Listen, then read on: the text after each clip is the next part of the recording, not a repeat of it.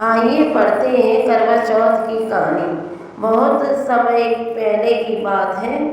एक साहूकार की 7 बेटे और उनकी एक बहन करवा थी। सभी बात सातों भाई अपनी बहन से बहुत प्यार करते, यहाँ तक कि वे पहले उसे खाना खिलाते और बाद में स्वयं खाते हैं। एक बार उनकी बहन ससुराल से मायके आई हुई। शाम को भाई जब अपना व्यापार व्यवसाय बंद कर घर आए तो देखा उनकी बहन बहुत व्याकुल थी। सभी भाई खाना खाने बैठे और अपनी बहन से भी खाने का आग्रह करने लगे, लेकिन बहन ने बताया कि वह निर्जला व्रत है और वह खाना सिर्फ चंद्रमा को देखकर उसे अर्घ देकर ही खा सकती है, क्योंकि चंद्रमा अभी तक नहीं निकला है। इसलिए वह भूख से प्यास से व्याकुल हो उठी। सबसे छोटे भाई को अपनी बहन की हालत देखी नहीं जाती और वह दूर पीपल के पेड़ पर एक दीपक जलाकर चलनी की ओट में रख देता। दूर से देखने पर वह ऐसा प्रतीत होता है कि जैसे चंद्रवती का चांद हुआ। के बाद भाई अपनी बहन को बताता है कि चांद निकल आया, तुम उसे अर्घ देने के बाद भोजन कर सकती हो। बहन खुशी के मारे सीढ़ियों पर चढ़कर चांद को देखती है और उसे अर्घ देकर खाना खाने बैठ जाती है।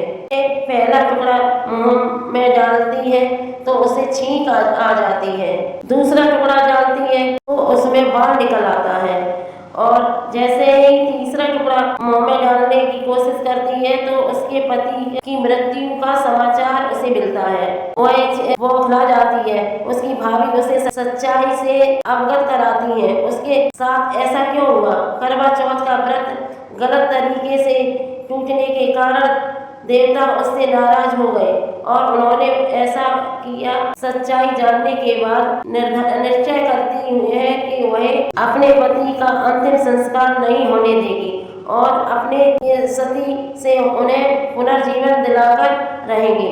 वह पूरे 1 साल तक अपने पति के शव के पास बैठी रहती है, उसकी देखभाल करती है। के ऊपर उगने वाली सुईनुमा घास को वह एकत्रित करती जाती है।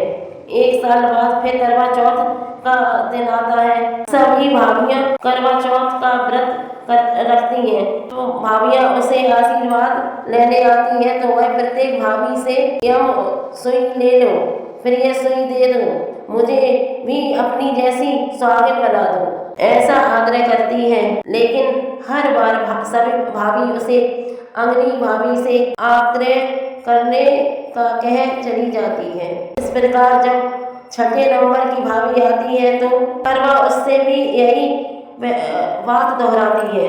यह भाभी उसे बताती है कि चूंकि सबसे छोटी भाई की वजह से उसका व्रत टूटा था, अंत में उसकी पत्नी में ही शक्ति है कि वह तुम्हारे पति को दोबारा जीवित कर सकती है। इसलिए जब वह आए तो तुम उसे पकड़ लेना और जब तक वह तुम्हारे पति को जिंदा न कर दे उसे नहीं छोड़ना है। ऐसा कहकर वह चली जाती है। सबसे अंत में छोटी भाभी आती है। करवा उससे भी सुहागिन बनने का आग्रह करती है, लेकिन वह टाल मटोल करने लगती है। इसे देख करवा उन्हें जोर से पकड़ लेती है और अपने सुहाग को जिंदा करने के लिए कहती है। भाभी उसे छुड़ाने के लिए बोलती है, सीटती है, लेकिन करवा नहीं छोड़ती है। अंत में उसकी तपस्या को देख भाभी पसीज जाती है और भाभी अपनी छोटी उंगली को चीरकर उसमें से अमृत उसके पति के मुंह में डाल देती है। करवा का पति तुरंत श्री गणेश कहता हुआ उठ बैठता है। इस प्रकार प्रभु की कृपा उसकी छोटी भाभी के माध्यम से करवा को अपना सुहाग वापस मिल जाता है। हे श्री गणेश, माँ गौरी, जिस प्रकार करवा को चीर सुहागन का वरदान आपसे मिला है, वैसा ही